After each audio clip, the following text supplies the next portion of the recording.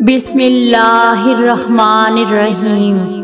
शुरुल्लाह के नाम से जो निहायत मेहरबान और रहीम है। सुख में जो काम आए वो रिश्ते होते हैं और दुख में जो काम आए वो फरिश्ते होते हैं। कुछ चीजें बहुत देर बाद भी पलट कर आ जाती हैं, खास तौर पर किसी को दिया गया धोखा और किसी के साथ बोला गया झूठ। वो किताबों में दर्ज था ही नहीं, वो किताबों में दर्ज था ही नहीं जो सबक पढ़ाया जमाने ने। आपके वो अल्फाज भी दूसरों के लिए तोहफा हैं जो दूसरों को आगे बढ़ने की हिम्मत दे, दूसरों को आगे बढ़ने की हिम्मत देते रहा करें।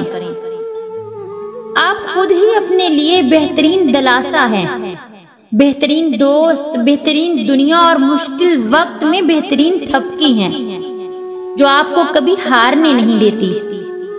दिल की बात साफ साफ बता देनी चाहिए, क्योंकि बता देने से फैसले होते हैं और ना बताने से फासले।